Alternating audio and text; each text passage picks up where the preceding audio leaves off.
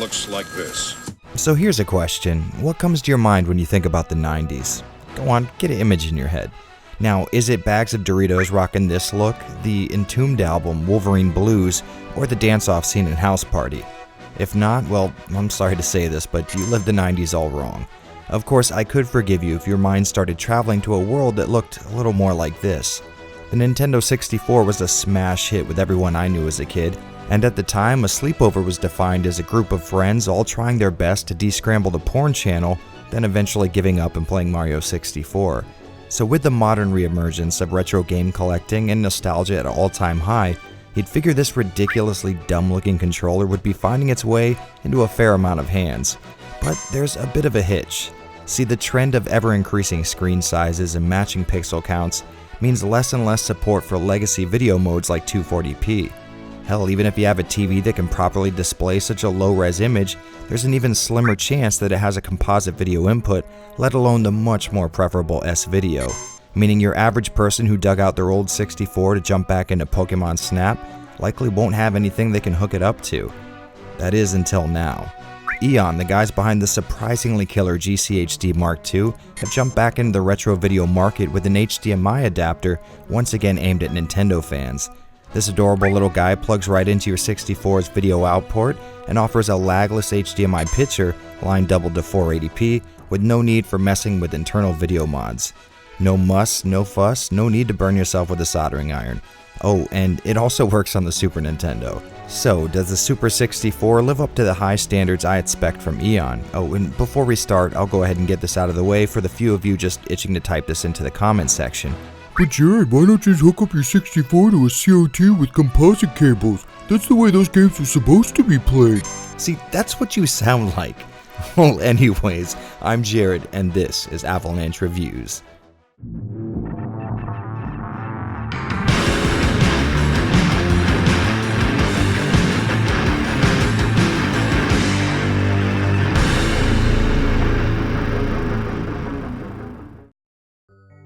Alright guys, before we get to the good stuff, we gotta get this out of the way. Eon did provide this unit to me for the purpose of this review, but rest assured, I'm under no obligation to say anything positive about it in any way, shape, or form, and no one's checking this stuff before it goes live. Sound good? Alright. Coming hot off the heels of their absolutely killer GCHD Mark II, Eon has graced us with another video device aimed specifically at Nintendo fans. The Super 64 is an HDMI adapter, much like their other products, only this time instead of having near lossless access to the console's internal video signal, this device extracts the 64's S-Video and doubles its resolution to 480p. And right off the bat, I have to applaud Eon for going with the S-Video option, because I think we can all agree composite video is a standard no longer worthy of being seen by human eyes. In fact, that's what we're looking at right now on screen, and it's damn near vomit-inducing. Now, why does the Super 64 output a line-doubled 480p, you might be asking? Well, most TVs and capture cards don't support the console's native resolution of 240p, but on the other hand, 480p is damn near universally recognized.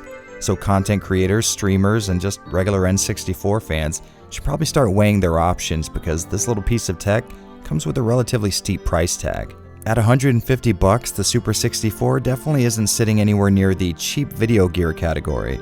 So in the interest of saving both time and money, enough talk, let's see what that price tag gets you.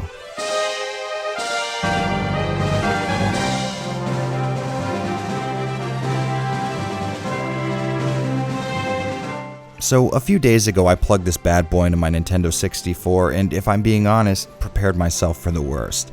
See, I'm used to upscaling my games with a FrameMeister to 1080p using a high-quality RGB video source. I assumed there was no way a lowly S-Video signal was going to produce a good-looking picture, at least when my impossibly high standards are concerned.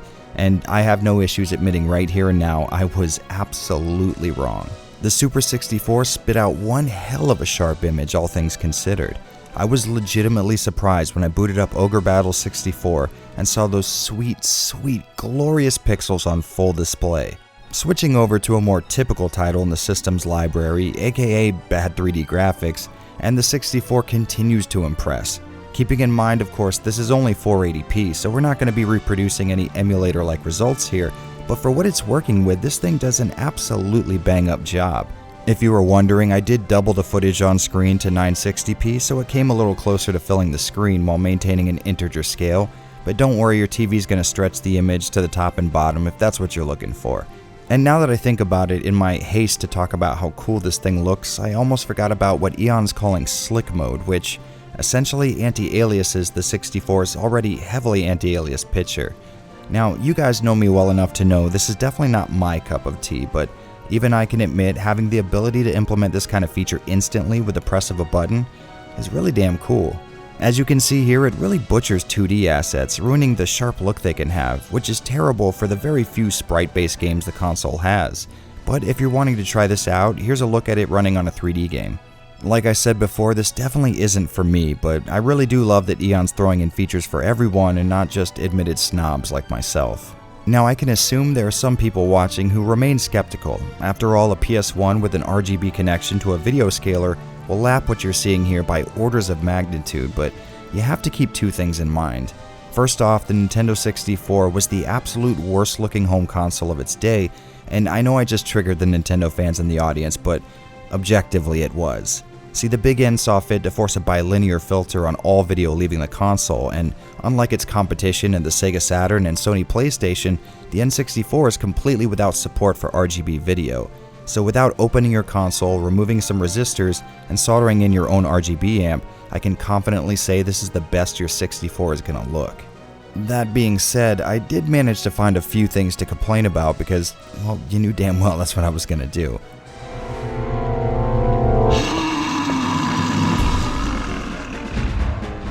First off, the Super 64 produces a much darker picture than I would like.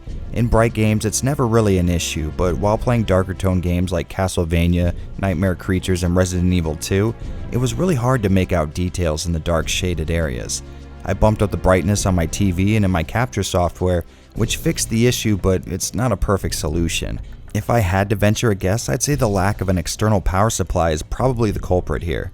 This little adapter is not only pulling S-video from the 64's video port, but it's also converting the analog source to a digital output. And if I remember correctly, the 64 really only has 5 volts running out of that jack. So if I absolutely had to choose between a sort of dark picture and adding another power cable to my rat's nest of a 12 console setup, well, I'm gonna take the dark picture all day. And coming hot off of that complaint, I also noticed an odd amount of visual noise in some scenarios. Like here in Nightmare Creatures, if you look at the brick textures, it kind of looks like composite dot crawl. It's also present in Castlevania, but oddly enough here in Turok's intro, it's nowhere to be found. Now, these two didn't exactly kill the experience for me or anything, but you know it wouldn't be an Avalanche Reviews video if I didn't nitpick the hell out of something small.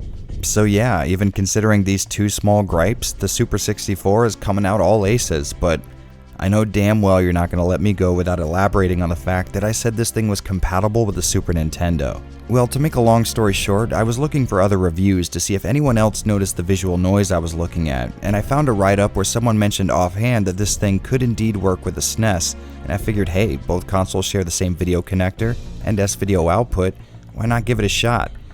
And quickly found out the Super 64's form factor would not fit in the small space a typical SNES video connector would. So I was going to call this a loss and go about my day, but lucky for you, I just couldn't take that L. I opened my Super Nintendo and lifted the board out of the shell and tried again, but the plastic shroud that was giving me the issue turned out to be connected to the PCB itself. So in a complete bout of psychosis, I took a pair of flush cuts and, well, I did what needed to be done.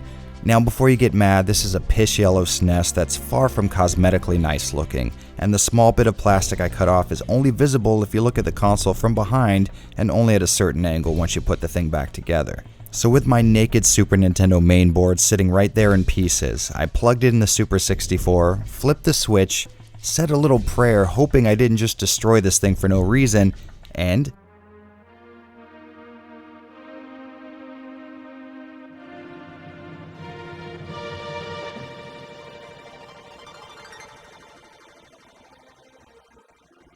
it actually worked. And there it was, pulling S-video from my SNES and line doubling it to a really great looking 480p just like on the 64, and if I'm being honest, it looked even better. Further proof that the 64's forced bilinear filter is the worst decision Nintendo's made since the Wii U. Now sure, I could just run my SNES through the FrameMeister and get a crystal clear 1080p image like I always do, but this was a proof of concept, an experiment, in the name of science. More than anything, I just wanted to show this device could definitely be worth the $150 price tag if you're willing to do a little radical surgery. But hey, I guess it all depends. How bad do you want your next stream or game review to come with a big upgrade in video quality? And I think that's a perfect time to talk alternatives. It's no secret that retro video products are on the rise, and right now your average game fan has a lot of options at their disposal that can more than double the Super 64's 480p output resolution.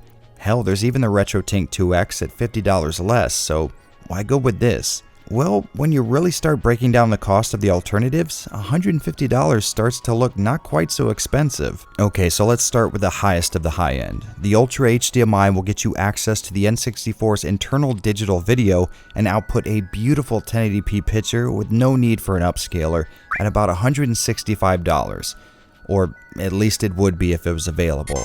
And that's only if you're good enough with a soldering iron to install it yourself. If not, you're looking at spending $300 to $400 on a pre-modded console. And one step down from that is the OSSC and my personal favorite, the FrameMeister, which both sit around $200 to $300 respectively. But that's not the total. So you're going to need an internal RGB amp, which will run you an extra $35, and of course that's only if you can solder well enough to install it yourself, again. Then of course there's the closest competition, the RetroTink 2X at $100, which seems like a no-brainer, but there's something you might not be considering. If you want the RetroTink to look anywhere near as good as the Super 64, you're going to want official Nintendo S-Video cables. As a guy who owns a few pairs of cheapo S-Video cables for his 64, trust me when I say they are absolutely shit. There's all kinds of electrical interference making for a picture so noisy, you might as well just use composite, honestly. So that's another $40 to $50 right there you're going to have to spend, and then there's the nightmare of adding even more cables to your video run, plus the added power supply, and all of a sudden, 150 big ones isn't looking all that pricey. While kind of seeming high, the Super 64's price tag comes with no strings attached.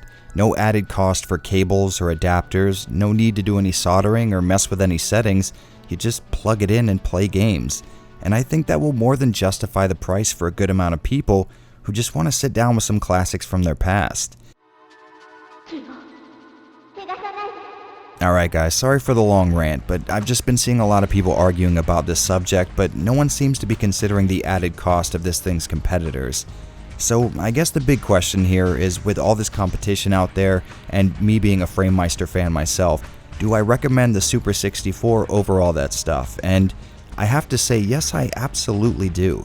If you're a content creator here on YouTube not looking to learn a new trade in RGB video and figuring out what type of sync is best, you no longer have an excuse for crappy footage in your N64 or SNES reviews.